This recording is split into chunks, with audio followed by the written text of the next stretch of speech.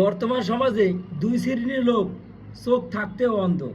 এক শ্রেণীর লোক হচ্ছে যারা নতুন নতুন প্রেমে পড়ে, আর এক শ্রেণীর লোক হচ্ছে যারা রাজনীতি করে। যারা নতুন নতুন প্রেমে পড়ে তাদের গার্লফ্রেন্ডের কোনো দোষ তাদের কাছে কোনো দোষই মনে হয় না। তাদের গার্লফ্রেন্ড যদি পাদ মারে সেটাও গলে লাইলে আতরের ঘ্রাণ পায়।